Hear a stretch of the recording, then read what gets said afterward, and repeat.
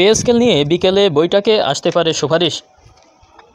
নতুন সরকারি বেতন কাঠামো প্রণয়নের জন্য আজ বিকেল ৩টায় জাতীয় বেতন কমিশনের সম্মেলন কক্ষে বৈঠকে বসছেন কমিশনের সদস্যরা। বৈঠকে বিভিন্ন মন্ত্রণালয় ও বিভাগের সচিবরা অংশ নেবেন। কমিশনের বিজ্ঞপ্তিতে বলা হয়েছে, সরকারি, আধা সরকারি, স্বায়ত্তশাসিত প্রতিষ্ঠান, রাষ্ট্রায়ত্ত ব্যাংক, অর্থলয়ী প্রতিষ্ঠান, সরকারি মঞ্জুরিপ্রাপ্ত বিশ্ববিদ্যালয় এবং রাষ্ট্রায়ত্ত শিল্প প্রতিষ্ঠানের কর্মকর্তা কর্মচারীদের বেতন ভাতা ও অন্যান্য সুযোগ সুবিধা পর্যালোচনার ভিত্তিতে নতুন সুপারিশ তৈরি করা হবে। বৈঠকে সভাপতিত্ব করবেন জাতীয় বেতন কমিশনের চেয়ারম্যান অর্থাৎ 2025-এর সভাপতি জাকির আহমেদ খান। কমিশনের সূত্র জানিয়েছে, নতুন পে স্কেলের খসড়া প্রস্তুত প্রক্রিয়ায় অর্ধেক কাজ শেষ হয়েছে। আগে বিভিন্ন কর্মচারী সংগঠনের সঙ্গে মতবিনিময় করে তাদের প্রস্তাব সংগ্রহ করা হয়েছিল।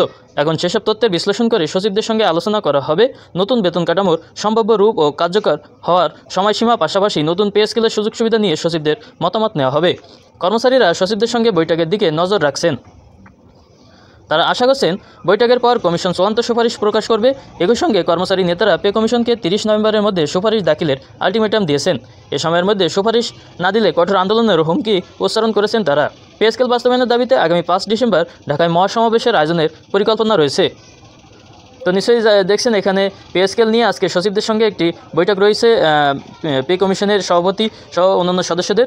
তো এর মধ্যে দিয়ে পে স্কেলের বিষয়ে চূড়ান্ত কোনো সিদ্ধান্ত আসতে পারে। তো পরবর্তী সব আপডেট পেতে অবশ্যই আমাদের চ্যানেলটি সাবস্ক্রাইব করে, লাইক দিয়ে, কমেন্ট করে অবশ্যই আপনাদের মতামত জানাবেন আর পাশে থাকবেন। ধন্যবাদ সকলকে।